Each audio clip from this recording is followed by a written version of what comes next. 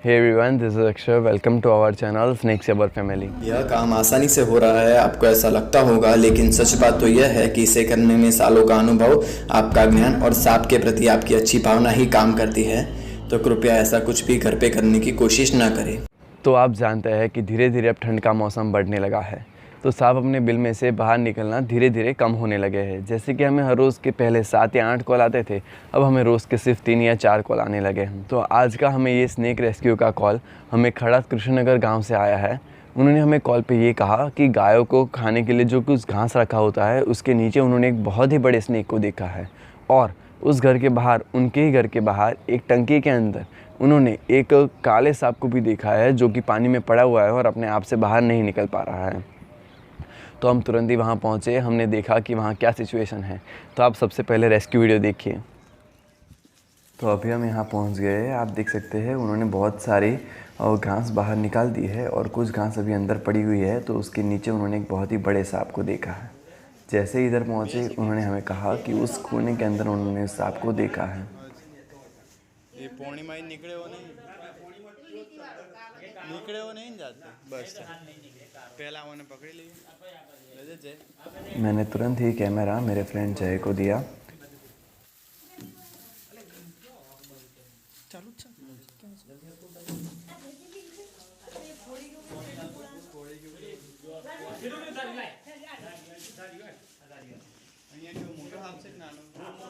मुझे लगा कि शायद वो सबसे लास्ट में जो घास है उसके नीचे ही होगा, इसलिए मैंने सबसे पहले वही घास हटाई।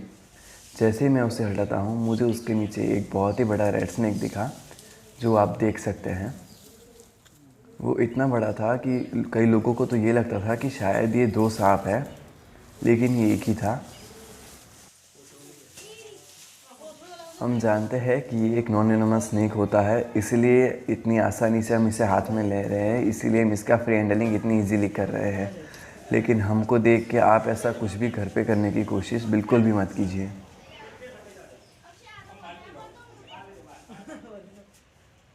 ये कितने भले जीव होते हैं, अगर हम इसको हाथ में पकड़ भी लेते हैं तभी हमको जल्दी से काटते नहीं हैं। इन बेजुबान जीवों को हमसे कुछ लेना देना नहीं होता, ये बस इस घास में पड़े हुए कुछ चूहे या मेंढक के पीछे आ जाते हैं हमारे आसपास। तो हमने फटाफट एक स्नेक को रेस्क्यू कर दिया है। अब चलते हैं दूसरा स्नेक देखने के लिए, जो उन्होंने एक पानी की टंकी के अंदर देखा हुआ है। तो इस पानी की टंकी के अंदर उन्होंने उस सांप को देखा है। आप भी दे सकते हैं। ये एक इंडियन कॉमन क्रेट स्नेक है, जिसे हिंदी में करेत भी बोलते हैं।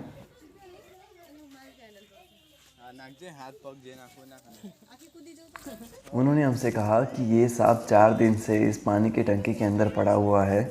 उनको लगा कि शायद ये निकल जाएगा, लेकिन ये नहीं निकल पा रहा था।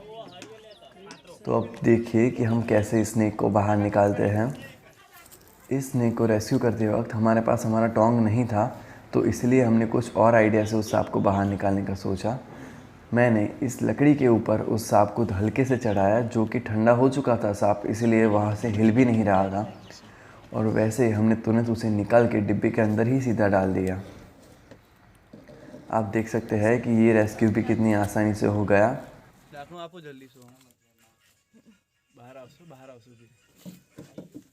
सांप 4 दिन से पानी की टंकी के अंदर पड़ा हुआ था। इस ठंडी के अंदर उसने इस पानी की टंकी के अंदर सर्वाइव कर लिया, ये भी एक बहुत ही बड़ी बात है।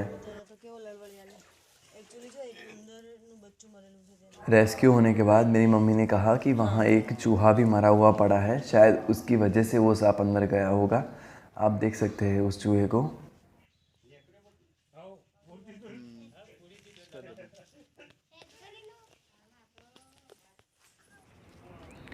तो जैसे कि आपने देखा कि हमने सबसे पहले एक बहुत ही बड़े रेड स्नेक को रेस्क्यू किया, जो कि 8 फीट जितना लंबा था। और रेड स्नेक के बारे में आपको और इन्फॉर्मेशन चाहिए तो आप आई बटन पर क्लिक करके भी ले सकते हैं।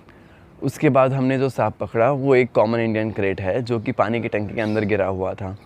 उन्होंने कहा कि उन्होंने 4 दिन से इस सांप को देखा हुआ है, बट उनको लगता था कि शायद वो अपने आप निकल जाता है। लेकिन इस ठंड के मौसम में वो सांप 4 दिन तक पानी की टंकी के अंदर रहा, जो कि एक बहुत ही अच्छी बात है, और उसने सर्वाइव कर लिया, ये भी अच्छी बात है। शायद आपने देखा कि उस पानी के अंदर एक चूहा भी मरा हुआ था, तो शायद वो सांप उस चूहे को खाने के लिए अंदर गया होगा, या फिर उस चूहे को खा के वो पानी के अंदर गिर गया होगा, इसके लिए उसने बाहर निकाल दिया होगा। तो बात करें क्रेट के बारे में, तो क्रेट के अंदर न्यूरोटॉक्सिक नाम का विनम होता है, जो कि कोबरा के अंदर भी होता है। लेकिन क्रेट के अंदर जो विनम होता है वो कोबरा से 5 गुना ज़्यादा जहरीला होता है। क्रेट के काटने से हमारा पूरा शरीर धीरे धीरे बंद होने लगता है, हमारा पूरा नर्वस सिस्टम धीरे धीरे बंद होने लगता है।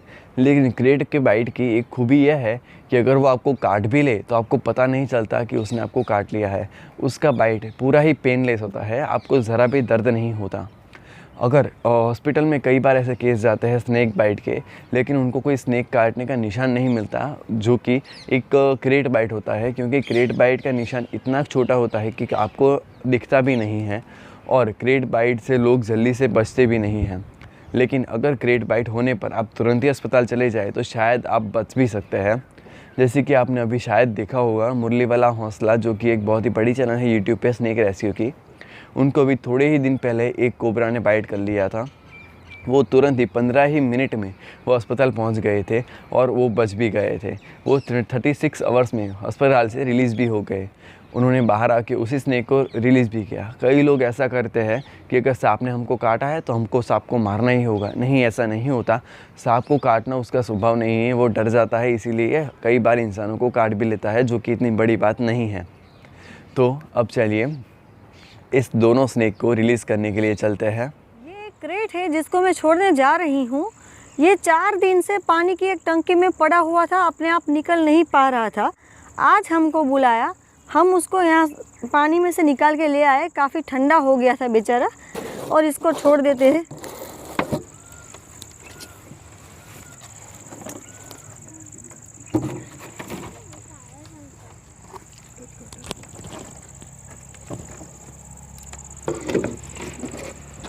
एक 8 फीट लंबा बड़ा दामन है, इसको अभी छोड़ देते हैं।